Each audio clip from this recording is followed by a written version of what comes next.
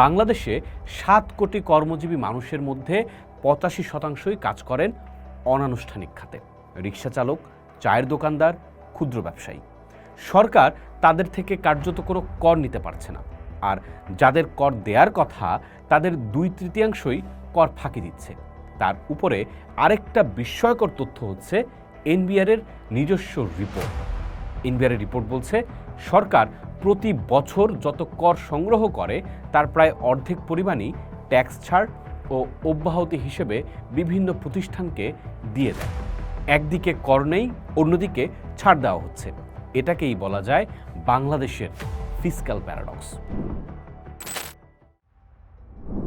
রেওয়াজ অনুযায়ী প্রতি বছর জুন মাসে সরকার বাজেট ঘোষণা করে, আর প্রতি বছরই একটা কথা শোনা যায়, এবার ঘাটতি এত হাজার কোটি টাকা। কিন্তু প্রশ্ন হলো, এই ঘাটতি কেন হয়? এটা কি সরকারের ব্যর্থতা, নাকি এটা আসলে বাজেটেরই অংশ? সেটাই একটু বোঝার চেষ্টা করব। ঘাটতি বাজেট মানে কি?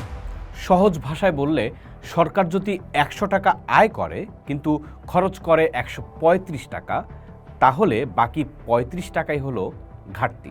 এটাকেই বলে ঘাটতি বাজেট বা ফিসক্যাল ডিফিসিট। এখন একটু চমকে যাওয়ার মতো তথ্য দেই। বাংলাদেশে ১৯৭২-৭৩ সালে যে প্রথম বাজেট হয়েছিল সেটাতেও ঘাটতি ছিল। তারপর থেকে আজ পর্যন্ত মানে ৫৫ বছরের প্রতিটা বাজেটেই এই ঘাটতিটা ছিল, একটাও ব্যতিক্রম নেই। যেমন স্বাধীনতা পরবর্তী তাজউদ্দিন আহমদের বাজেটে বা শেখ মুজিবুর রহমানের ১৯৭২ থেকে ১৯৭৫ সাল পর্যন্ত শাসনামলে বাজেটে ঘাটতি ছিল জিডিপির প্রায় ৬ থেকে ৮%। তেমনি ১৯৭৫ থেকে ১৯৯০ পর্যন্ত জিয়াউর রহমান ও হুসেন মোহাম্মদ এরশাদের আমলে ঘাটতি ছিল জিডিপির প্রায় ৫ থেকে ৭%। বিএনপির ১৯৯৬ থেকে ২০০১ সাল ও ২০০৬ থেকে ২০০৮ সালের তত্ত্বাবধায়ক সরকারের আমলে বাজেটে ঘাটতি ছিল জিডিপির প্রায় ৩.৫ থেকে ৫%। শেখ হাসিনার ২০০৯ থেকে ২০২৪ সালে বাজেটে ঘাটতি ছিল জিডিপির প্রায় ৪.৫ থেকে ৫%। প্রশ্ন হলো, কেন বাজেটে ঘাটতি থেকেই যায়? মূল কারণ আয় কম, খরচ বেশি। বাংলাদেশের সমস্যা শুরু একটা সংখ্যা থেকে, ট্যাক্স জিডিপি রেশিও। এই সংখ্যাটা কতটা কম বুঝতে চাইলে একটা তুলনা সামনে আনতে হবে। বাংলাদেশের ট্যাক্স জিডিপি রেশিও ২০২৪ সালে মাত্র ৭.৪%। বিশ্বব্যাপী ন্যূনতম গ্রহণযোগ্য মান ১৫%-এরও অর্ধেক কম। একই সময়ে ভারতে তা ১৭%, নেপালে ২০%, ভিয়েতনামে ১৯%, এমনকি সংকটে থাকা পাকিস্তানেও ১২%। কিন্তু ট্যাক্স জিডিপি রেশিও এত কম হওয়ার কারণ কি? কারণ হলো, বাংলাদেশে ৭ কোটি কর্মজীবী মানুষের মধ্যে ৮৫%ই কাজ করেন অনানুষ্ঠানিক খাতে। রিকশা চালক, চায়ের দোকানদার, ক্ষুদ্র ব্যবসায়ী।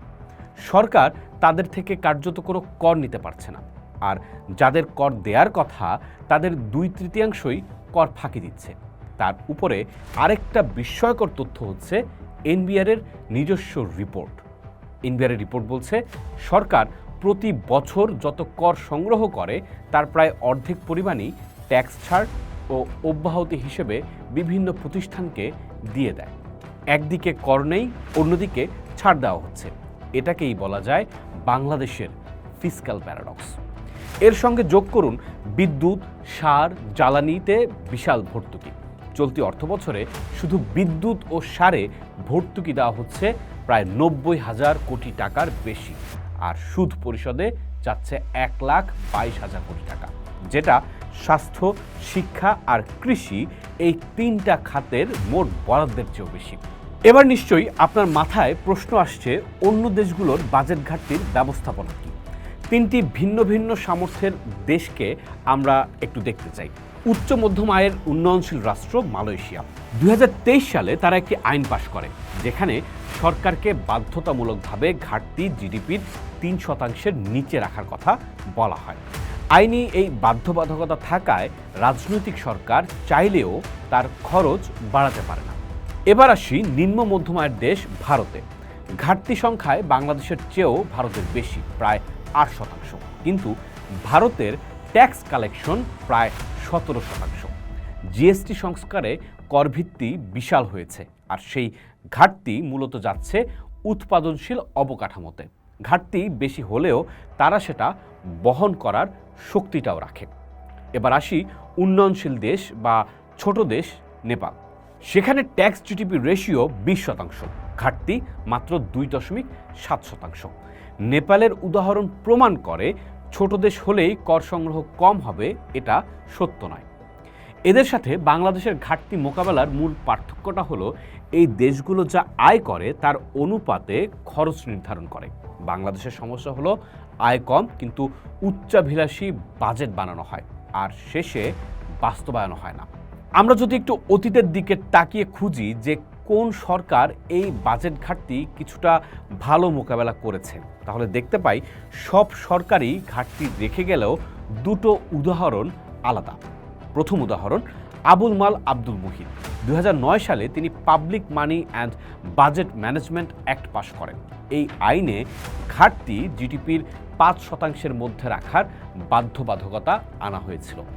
বাংলাদেশের ইতিহাসে প্রথমবারের মতো বাজেট ব্যবস্থাপনায় আইনি কাঠামো তৈরি হয় তখন।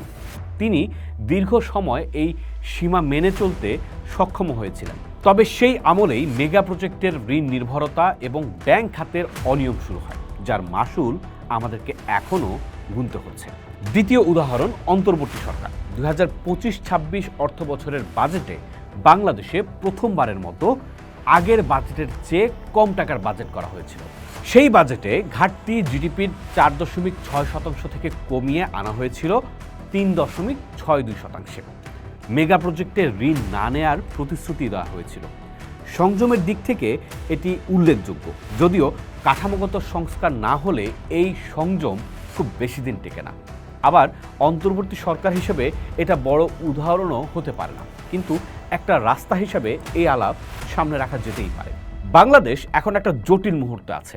কর্মসংস্থানের অভাব, বিদেশি মুদ্রার রিজার্ভের চাপ, উচ্চ মূল্যস্ফীতি, আইএমএফের শর্তের চাপ, সব মিলিয়ে কোনো সহজ রাস্তা নেই। কিন্তু সমাধানের দিকটা আসলে পরিষ্কার। প্রথমত, এনবিআরকে রাজনীতিমুক্ত করতে হবে। একজন সংস্কার মনস্ক চেয়ারম্যানকে বদলি করে দেওয়ার সংস্কৃতি বন্ধ না হলে কর সংস্কার কাগজেই থাকবে। দ্বিতীয়ত, আনুষ্ঠানিক অর্থনীতিকে ডিজিটালে আনতে হবে। ভারতের ইউপিআই মডেলে ক্যাশলেস লেনদেন বাড়লে ট্যাক্স নেট স্বাভাবিকভাবেই বিস্তৃত হবে। তৃতীয়ত, ভর্তুকি সরাসরি জনগণের হাতে দিতে হবে, বিদ্যুৎ কোম্পানি বা সার কোম্পানির মাধ্যমে নয়। চতুর্থত, পাচার হওয়া অর্থ ফেরত আনতে আন্তর্জাতিক সহযোগিতা, কারণ এক দশকে $68 বিলিয়ন বেশি পাচার হয়েছে বলে গবেষণা বলছে। তাহলে শেষ কথা হলো, বাংলাদেশের ঘাটতি বাজেট কোনো এক সরকারের ব্যর্থতা নয়, এটা 55 বছরের একটা কাঠামোগত সমস্যা। যে দেশের অর্থনীতি প্রতি বছর বড় হচ্ছে কিন্তু রাষ্ট্র সেই অনুপাতে কর নিতে পারছে না, সেই দেশের ঘাটতি তো থাকবেই। সমাধান খুব জটিল নয়, কিন্তু সমাধানের পথে বাধা হলো রাজনৈতিক ইচ্ছাশক্তি, এবং সেটাই সবচেয়ে কঠিন সমস্যা। পোস্ট দেখুন, ভাবুন, করুন, থাকুন পোস্টের সাথে।